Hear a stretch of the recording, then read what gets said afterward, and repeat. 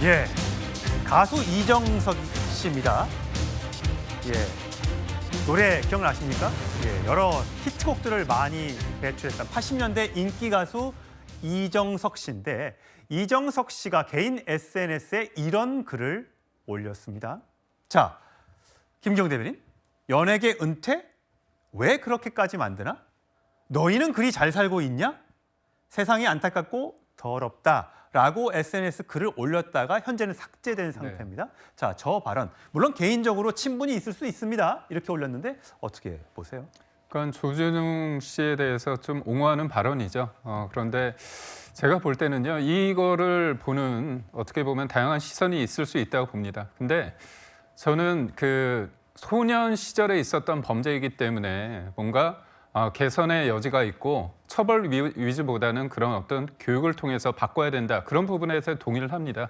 그런데 저희가 조금 이 문제를 좀 심각하게 보는 건 치기 어린 시절에 했던 범죄치고는 굉장히 어떻게 보면 상습적이고 그다음에 강간이란 부분에 대해서 본인은 부인하고 있지만 언론이나 일부 나오는 거 보면 그 부분에 대해서 명쾌한 어떤 설명이 되지 않는다고 있기 때문에 이 부분은 좀 달리 봐야 된다는 게 있는 거거든요. 그리고 성인이 된 이후에도 어떻게 보면 폭력 행위도 하고 음주운전도 하고 그런 것들을 봤을 때 과연 이분이 본인의 잘못에 대해서 진심으로 뉘우치고 있는가.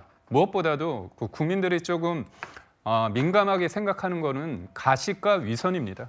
본인은 그렇지 못했는데 말로는 굉장히 다른 사람들 앞에서 떳떳하게 말했다는 그 자체가 일종의 가중처벌적 어떤 시선이 있는 것 같다는 생각이 들고요. 예. 전 하나 말씀드리겠습니다. 이게 보면 이분이 죄를 지었고 욕을 먹고 있는데 이분이 가해자였던 건 맞잖아요. 예. 범죄자였던 건 맞지 않습니까? 그렇다면 이게 제보가 왜 이루어졌습니까? 그 제보자들이 볼 때 이거 참을 수 없다. 나쁜 일을 저지른 사람인데 착한 척, 정의로운 척 이건 받을 수 없다는 거잖아요. 그렇다면 그 사람들이 겪었을 어떻게 보면 그 가해, 어떻게 보면 그 당시에 어떤 굉장히 무서움 그런 것들이 계속 반복될 수 있다는 측면에서 왜 조준웅 씨만 생각을 하느냐. 예. 그때 피해자의 입장에서는 왜 생각하지 않는지.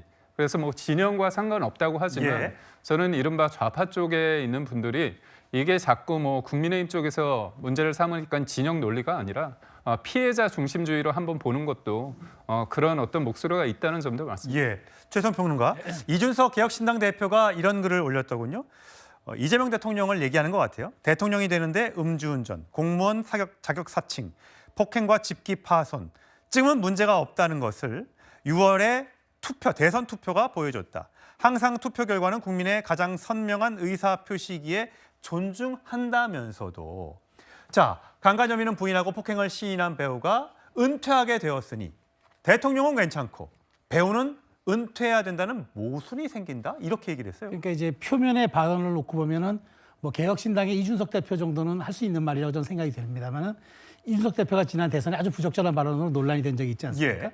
제가 보기에 거기에 대한 정당성 내지는 거기에 대한 옹호 발언 같은 약간 느낌이 있어요. 그러니까 본질은 분명합니다. 그러니까 이 공직에 무한한 책임을 지는 공직에 있는 사람은 그런 검증 절차가 좀 소홀해도 되고 배우는 인기 연예인에 불과하지만 여기에 대해서 책임을 지고 물러나고 이제 업을 떼는 사태까지 벌어지는데 공직자는 이게 아무런 책임과 어떤 그런 뭐 거기에 대한 결과를 지지 않는다면은 이것이야말로 이중적이지 않느냐, 논리적 모순이지 않느냐 이 얘기를 하는 것 같아요. 근데 저는 어찌됐건 여기서 중대한 질문 하나 던지는 건 맞다고 봅니다. 그러니까 소년 시절에 있었던 범죄에 대해서 이게 우리 사회가 어떻게 제도와 인식의 간격을 좁혀 나갈 것인가? 이건 대단히 중요한 질문을 던졌어요. 예. 이게 그 소년 때 그런 벌을 우리가 그때 제한적으로 두는 거는 교화와 재사회화의 방점이 있는 그렇죠. 건데 그러면 거기서 잘 적응해서 이른바 개과천선이 된 사람은 그럼 어떻게 할 것인가? 그렇죠. 그럼 다시 다 이걸 털어볼 것인가? 예. 또 그럼 공직의 개념은 또 어디까지 둘 것인가?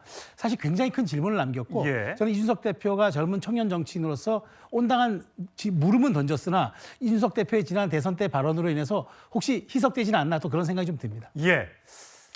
국민의힘에선 이런 비판을 하더군요. 함께 들어보시죠.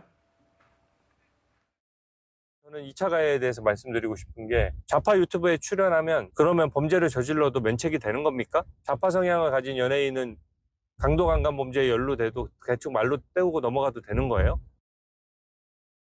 자, 조국 대표가요. 문득 떠오른 오스카 와일드의 명언. 성인과 죄인의 유일한 차이는 모든 성인은 과거가 있고 모든 죄인은 미래가 있다는 점이다. 이런 글을 올렸고요.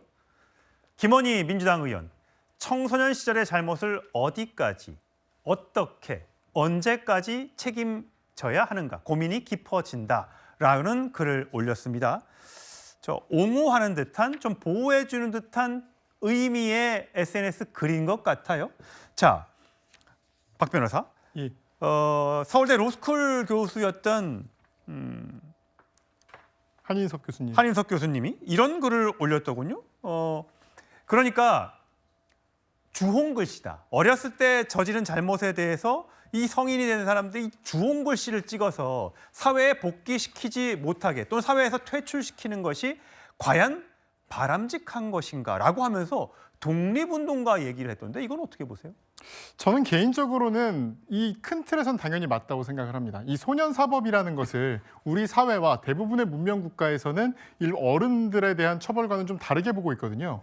왜냐하면 청소년 같은 경우는 좀 더 교화될 가능성이 크고 예. 그 기회를 주는 것이 우리 사회와 그 사람을 위해서 전반적으로 좋다는 어떤 사회적 합의가 우리뿐이 아니라 전 세계 모두에 어떻게 보면 있다고 볼 수 있거든요. 예. 그 점에서 과거를 들춰내는 것, 그리고 그 과거가 그 이후에 그런 잘못을 많이 저지르지 않았음에도 불구하고 몇십 년 전에 있던 과거의 일로 이 사람을 주홍글씨를 붙이는 것은 문제가 있다고 봅니다. 이 부분은 일단 있다고 보지만 좀 다른 부분도 있습니다. 뭐냐면 이 사람이 지금 연예인, 배우, 흔히 말하는 유명인 셀러브리티로 지금 일을 하고 있었던 겁니다. 예. 그러니까 어떻게 보면 이건 개인의 알 권리와 그리고 개인의 어떤 비밀의 이게 좀 충돌 상황인 것인데요. 그렇죠. 반면에 이 셀러브리티라는 사람, 배우라는 사람은 대중들의 선택을 받는 직업인 것이고 이 대중들은 이 사람에 대해 알 권리도 어느 정도 가지고 있습니다.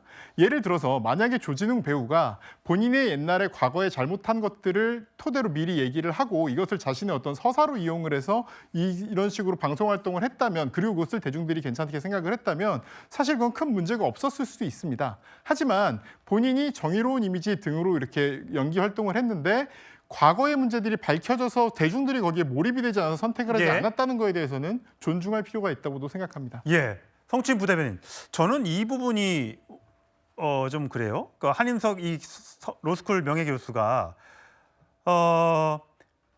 현재 그러니까 수십 년 전의 과거사를 끄집어내서 현재의 성과를 생매장시키려 든다면 사회적으로 준엄한 비난을 받아야 할 대상은 그 연예인이 아니라 그거를 파헤친 언론이 문제다.